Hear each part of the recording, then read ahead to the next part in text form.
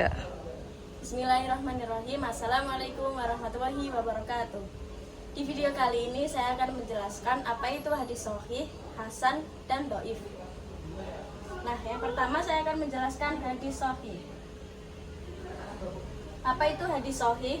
Hadis sahih adalah yaitu 5 syaratnya itu terpenuhi. Apa itu 5 syaratnya? Yang pertama, sanadnya nyambung.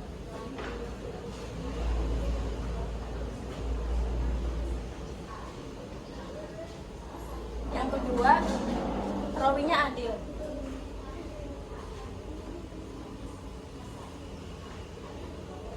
Yang ketiga, rawinya dobet.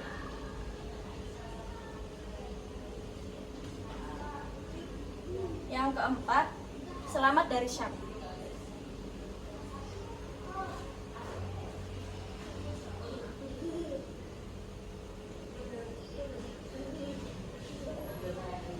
Yang kelima, selamat dari ilah. Nah, yang dimaksud dari sanadnya nyambung yaitu sanadnya ini tidak terputus. Yang kedua, yang dimaksud dari rawinya adil yaitu orangnya ini harus adil, budi pekerti, jujur, tidak berbohong, dan lain sebagainya. Yang ketiga yaitu rawinya dobet.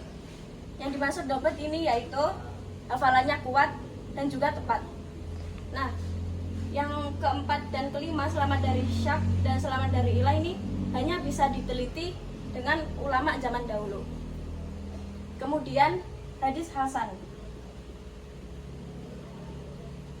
Hadis hasan yaitu 5 syarat terpenuhi, akan tetapi tingkatan rawi adil dobnya itu tingkatannya menengah. Nah, adil dan dob terbagi menjadi 3, utama, menengah, dan bawah. Jika hadis hasan maka tingkatan adil atau dobnya ini menengah. Terus yang ketiga yaitu hadis dhaif. Hadis dhaif itu apabila tingkatan rawi adil atau dobnya itu tingkatannya bawah atau kelima syarat ini tidak terpenuhi. Kemudian sahih dan hasan ini terbagi lagi menjadi 2, yaitu sahih li dzatihi dan sahih li ghairihi.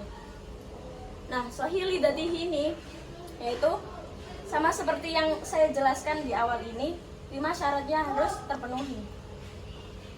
Kemudian sahih li ghairihi yaitu apabila kedua hadis hasan datang dari jalur yang berbeda, maka akan naik tingkatan menjadi sahih li ghairihi. Contohnya seperti ada rawi meriwayatkan sebuah hadis, hasilnya A. Nah, akan tetapi di antara salah satu mereka ini ada tingkatannya adil itu menengah, jadi hadis ini disebut hadis hasan. Kemudian di jalur yang berbeda, rawi ini meriwayatkan sebuah hadis dan hasilnya A. Kemudian di antara mereka ini juga tingkatan adil atau dobnya ini menengah, jadi hadis ini disebut hadis hasan. Kemudian jika hadis kedua ini digabungkan, maka akan naik tingkatan menjadi sahih li ghairihi. Yang kedua, saya akan menjelaskan hasan li dzatihi dan hasan li ghairihi. Hasan li dzatihi yaitu 5 syaratnya nyambung, akan tetapi hadis tingkatan rawinya ini menengah, sama seperti hadis hasan. Kemudian hadis hasan li ghairihi yaitu apabila ada rawi meriwayatkan sebuah hadis dan hasilnya A, akan tetapi di antara mereka ini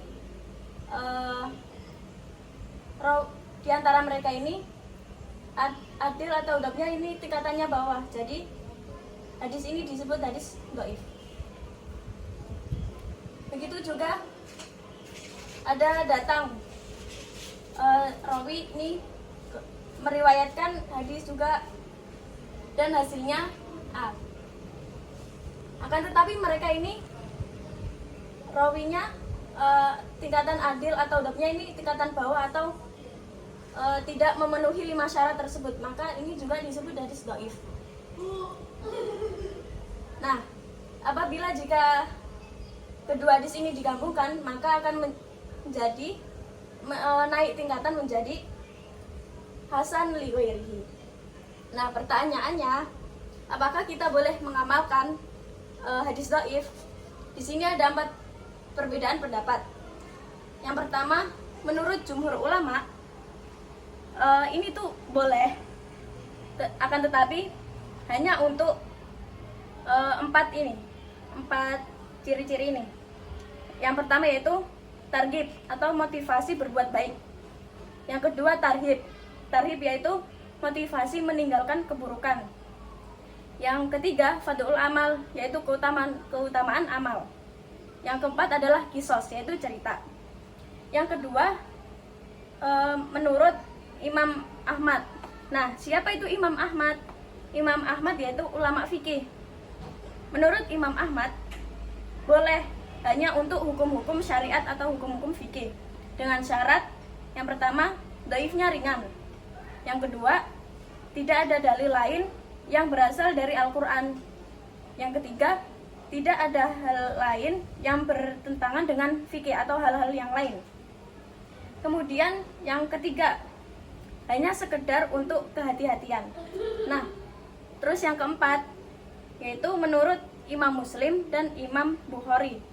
Menurut Imam Muslim dan Imam Bukhari ini tidak boleh, karena Imam Muslim dan Imam Bukhari ini mereka adalah ahlul hadis, bukan ahlul fikih. Maka kita kembali ke pertama, yaitu jumhur ulama.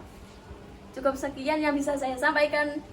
Kurang lebihnya saya mohon maaf. Syukron. Wassalamualaikum warahmatullahi wabarakatuh. Udah.